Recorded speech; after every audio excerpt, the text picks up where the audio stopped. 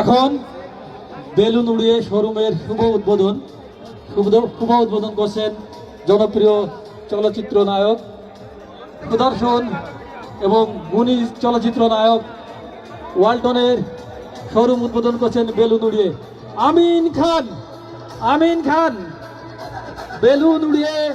Balloon উড়িয়ে শোরুমের শুভ উদ্বোধন করছেন জনপ্রিয় চলচ্চিত্র নায়ক আমিন খান। আমরা করতালি দিয়ে তাকে স্বাগত জানাই। সকলের হাতে ফোন, করতালি কিভাবে দিবে? আসলে সকলেই ভিডিও করায় ব্যস্ত আমিন খানের এই স্মৃতিকে হৃদয়ে লালন করার জন্য। সম্মানিত সুধীমণ্ডলী, এখন আমাদের মাঝে বক্তব্য নিয়ে আসছেন আজকের অনুষ্ঠানের মধ্যমণি, আজকের অনুষ্ঠানের প্রধান আকর্ষণ, আজকে যার জন্য আপনারা অধীর আগ্রহে অপেক্ষা করছেন, চলচ্চিত্রের মহানায়ক, 90 এবং 2000 দশকের অন্যতম সেরা নায়ক, সুদর্শন, গুণী অভিনেতা জনাব আমিন খান। আসসালামু আলাইকুম। কেমন আছেন আপনারা? আমার বাম পাশে দেখতেছি অনেক মা বোনরা রয়েছেন। কেমন আছেন আপনারা? এদিকে অনেক মা বোনরা রয়েছেন, ওই যে ছাদের উপরে রয়েছেন, ওই ছাদের উপরে রয়েছেন। সবাইকে আমার অন্তরস্থল থেকে অনেক অনেক ধন্যবাদ, অনেক অনেক শুভেচ্ছা। আপনারা সেই একটা থেকে নাকি এখানে রোদ্রের মধ্যে দাঁড়িয়ে আছেন। আপনাদের এই ঋণ, এই ভালোবাসা সত্যি আমি কোনোদিন শোধ করতে পারবো না। আমি আপনাদের মতো একজন সাধারণ মানুষ, শুধুমাত্র আপনারা ভালোবাসেন বিধায় আমি কিন্তু আজকে এই জায়গায়। আমার এত বছর কর্মজীবনে আজকে খুব অবাক হয়েছি যে আমার ছবিতে ফ্ল্যাগ বানানো হয়েছে। দেখি একটা ফ্ল্যাগ।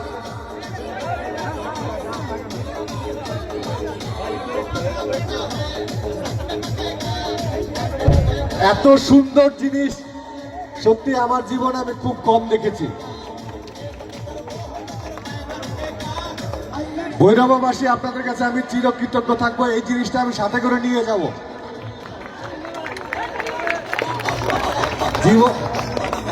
জীবনে অনেক দামি দামি উপহার পেয়েছি, অনেক দামি উপহার পেয়েছি, কিন্তু সত্যি এর চেয়ে দামি উপহার মনে আমি খুব কম পেয়েছি।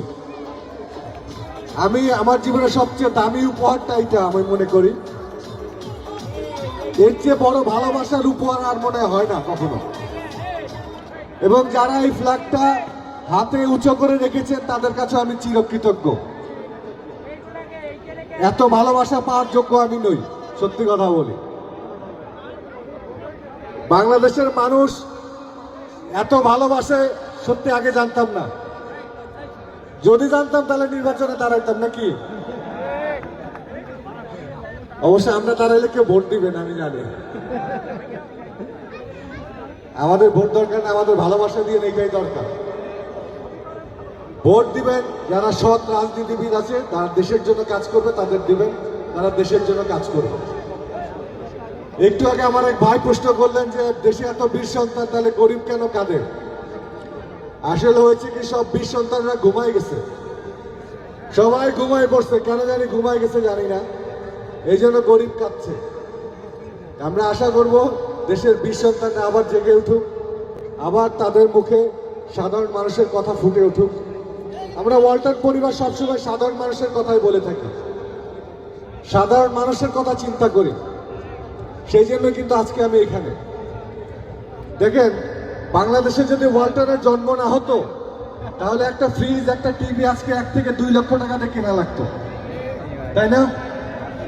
এই যে আমাদের ভাই আজকে জিআর এন্টারপ্রাইজ এখানে শোরুম দিয়েছে, এই শোরুমটাকে এখানে দেওয়া সম্ভব হতো? কোনোদিন সম্ভব হতো না। আপনাদের একটা প্রোডাক্ট কিনতে কোথায় যাওয়া লাগতো? সেই যশোর যাওয়া লাগতো। আপনাদের কষ্টের টাকা দিয়ে একটা বিদেশি পণ্য কেনা লাগতো। যে ফ্রিজটা এখন আপনারা 20,000 টাকা কিনতে, যে ফ্রিজটা আপনারা 20,000 টাকা কিনতে পারছেন, শুধুমাত্র ওয়ালটন হয়েছে বিধায় এটা 20,000 টাকা কিনতে পারছেন। না হলে এই ফ্রিজটা আপনাদের মিনিমাম 2 লক্ষ টাকা দিয়ে কেনা লাগতো। এটা একমাত্র সম্ভব হয়েছে এই ওয়ালটন এদেশের সাধারণ মানুষের কথা ভাবে বলে। এই যে বীর সন্তানদের কথা বললেন আমার ভাই একটু আগে, ওয়ালটন পরিবার সত্যি একটা বীর সন্তানের ভূমিকা অবতীর্ণ হয়েছে। আমাদের সাধারণ মানুষের কষ্টের টাকায় তারা যেন একটা ভালো পণ্য পায় সে চেষ্টাই করে যাচ্ছে ওয়ালটন। আমরা আশা করব আপনাদের কষ্টের টাকায় যে পণ্যটা আপনারা কিনবেন, ইলেকট্রনিক্স পণ্যটা, সেই পণ্যটা কই আমাদের শোরুমের ওনার কই?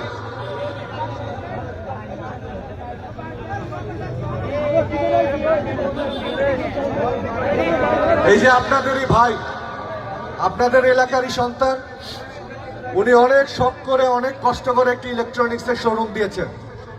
আমি মনে করি শুধু ব্যবসার জন্য উনি এই শোরুমটা দেন নাই। ব্যবসা থাকলে এলাকায় অনেক ব্যবসা উনি করতে পারতেন, কিন্তু আপনাদের সেবা করবার জন্য, আপনারা যেন আপনাদের কষ্টের টাকায় একটা ভালো পণ্য পান, ভালো ফ্রিজ পান, ভালো টিভি পান, ভালো এসি পান, সেই ব্যবস্থাটাই উনি করেছেন। ওনাকে আপনারা সাহায্য করবেন না? জোরে চিৎকার করে বলেন, করবেন কি করবেন না? ইনশাল্লাহ, তাই না? ওনার দোকান থেকে আপনারা যে পণ্যটা কিনবেন আমরা গ্যারান্টি দিয়ে যাচ্ছি সেটা 100% ভালো মানের পণ্য হবে। আর পণ্য যদি সমস্যা হয় তাহলে কানটা ধরে নিয়ে যাবেন। আপনাদের এলাকার লোক দিত একদম ধরে নিয়ে বাসা আটকে রাখবেন, ভালো জিনিস দিস নেই কেন। ও তার জন্য আবার সার্ভিসও আছে। আবার আজকে দেখলাম আপনাদের মুখে হাসি ফোটানোর জন্য নিজ উদ্যোগে র্যাফেল ড্রয়ের ব্যবস্থা করেছে। এত কিছুর আয়োজন কি জন্য? শুধুমাত্র আপনাদের জন্য। সেজন্য বলি, শুধু মুখে দেশ ভালোবাসার কথা বললে হবে না। দেশকে ভালোবাসি মুখে বললে হবে না। দেশকে ভালোবাসার জন্য দেশে উৎপাদিত পণ্য আপনাদের ব্যবহার করতে হবে। আপনারা যত বেশি দেশি পণ্য ব্যবহার করবেন তত বেশি এই দেশে মিল ফ্যাক্টরি হবে। সেই সব মিল ফ্যাক্টরিতে কারা কাজ করবে? কারা?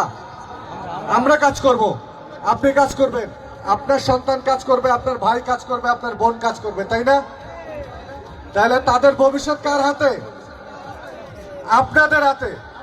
তাহলে আপনাদের কি করতে হবে? আপনাদের দেশি পণ্য বেশি বেশি ব্যবহার করতে হবে, তাই না?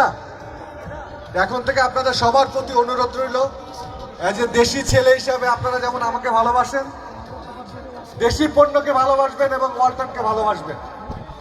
আপনারা শুনে অবাক হবেন, আপনাদের ভালোবাসার কারণে ওয়ালটনে আজকে প্রায় 40,000 মানুষ চাকরি করে। 40,000-এর বেশি মানুষ চাকরি করে। এই সব কিন্তু আমাদের দেশের মানুষ। আপনারই ভাই, আপনাদেরই বোন চাকরি করে। এটা আপনাদের জন্য গর্বের জিনিস না? এবং আপনারা যে পণ্যটি কিনেন সেই পণ্যটা পৃথিবীর 55টা দেশে রপ্তানি হয়। আপনারা যে পণ্যটা তৈরি করেন এটা পৃথিবীর 55টা দেশে রপ্তানি হয়। এটা কিন্তু আমাদের জন্য একটা বিশাল গর্বের ব্যাপার, তাই না? এখন থেকে সবাই থাকবেন ওয়ালটনের সাথে, আশা করি। অবশ্যই আপনাদের এলাকায় এসে এত বেশি ভালো লেগেছে, মানে এখানকার মানুষের এত ভালোবাসা দেখে আমার একটা জিনিস বলতে ইচ্ছা করছে। সামনে শীতের সিজন আসতেছে না? শীত আসতেছে, তো এখানে প্রচুর ইয়াং জেনারেশন দেখছি। আপনারা একটা 10 দিন ব্যাপী ফুটবল টুর্নামেন্টের আয়োজন করেন, আমরা স্পন্সর করব। এইখানে সবচেয়ে বড় যে মাঠ আছে ফুটবল মাঠ, সেই মাঠে এখানে স্থানীয় জনপ্রতিনিধিরা বসে আছেন। আমার ভাই আছেন, আমার ডাইনে আছেন এই যে ভাই, খুব সুন্দর বক্তব্য দেন। আরেক ভাই কোথায় গেল? বক্তব্য দিলেন যে সামনে গেছেন। এই জনপ্রতিনিধি, ইয়াং জনপ্রতিনিধিদের অনুরোধ করব, এই আমাদের আগামী ভবিষ্যৎ বাংলাদেশের, সেটা হচ্ছে ইয়াং জেনারেশন। এই ইয়াং জেনারেশন যেন মাদকে নিমজ্জিত না থাকে। মাদক থেকে বেরিয়ে আসার একটা মাত্র উপায়, তাদেরকে খেলার মাঠে নিয়ে আসেন। তাদের যত বেশি খেলাধুলার মধ্যে নিয়ে আসবেন তারা মাদক থেকে দূরে থাকবে। ওয়ালটন কিন্তু সারা বাংলাদেশে এরকম খেলাধুলার আয়োজন করে থাকেন। কি জন্য করেন? যাতে এদেশের ইয়াং জেনারেশন মাদকের মধ্যে ডুবে না থাকে। এই জন্য এই জনপ্রতিনিধির কাছে অনুরোধ থাকবে, আপনারা আগামী 2-3 মাসের মধ্যে ফুটবল টুর্নামেন্টের আয়োজন করেন।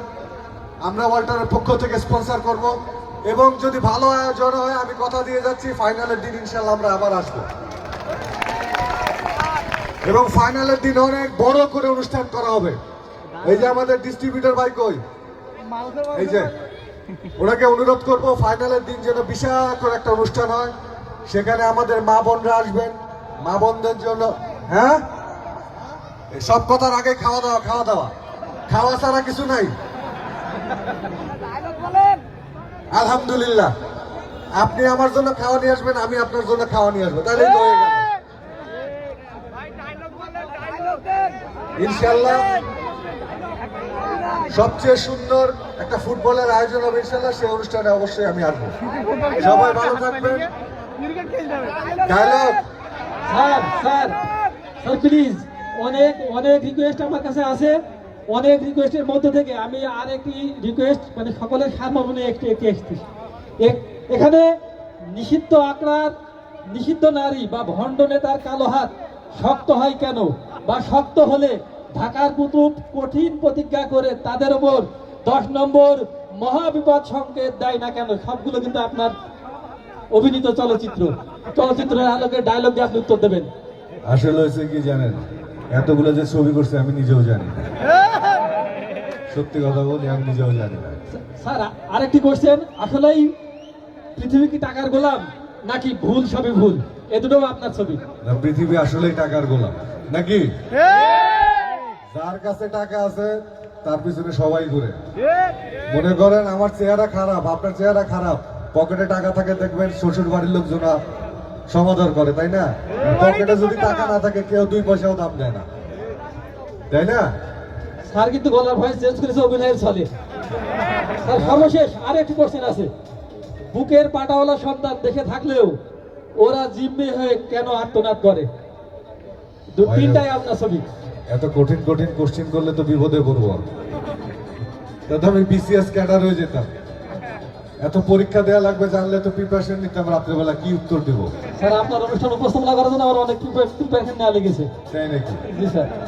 না, এই প্রিপারেশন কিন্তু ভালোবাসার প্রিপারেশন। স্যার একটু না বললেই নয়, স্যার হচ্ছে আমাদের কলেজের লেকচারার বা প্রিন্সিপাল বা যেটাই হোক, তো তিনি যে এই বয়সে এত সিনেমা দেখে, আপনার তো কাল থেকে ভালো লাগলো স্যার, অনেকদিন তবে পর। প্রফেসর সাহেব এইটা আবার বললেন না ছোটবেলা থেকে আমার ছবি দেখে, এই জন্যই কথাটা বলেছি স্যার, ধন্যবাদ। তাহলে কিন্তু বয়স কার বেশি হবে, আমার না ওনার? উনি প্রফেসর, তাহলে আমার চেয়েও বড়। উনি ছোটবেলা থেকে কেমনি আমার ছবি দেখে, তাহলে উনি স্কুলে যেত না, খালি সারাদিন সিনেমা হলে পড়ে থাকতো, তাই না? ওকে, ধন্যবাদ। সবাই ভালো থাকবেন, সুস্থ থাকবেন, দোয়া করবেন আমার জন্য। মন থেকে ডায়লগ। আসলে ওই দিনকে আমি একটা ভিডিও ক্লিপ দেখতেছিলাম, আমার ভিডিও ক্লিপে আমি নিজেও জানি না, সংলাপটা আমার কাছে ভালো লাগছে। সংলাপটা ছিল একটা পুলিশ আরেকটা পুলিশ অফিসার বলছে যে তুমি রিটায়ার করো, সাসপেন্ড হয়ে যাবে তুমি না হলে। তখন বলছে সে যে আমার জীবনের চেয়ে আমার এই পোশাকের দাম অনেক বেশি, যে জন্য যেখানে অন্যায় সেখানে ছুটে যাই আমি। জানি না কেমন লেগেছে আমার সঙ্গে, ধন্যবাদ। খুব ভালো লেগেছে। শ্রদ্ধেয় বড় ভাই, ইতিমধ্যেই আপনাদের মধ্যে কিন্তু একটা ওয়াদা করেছে, সেটা হলো এই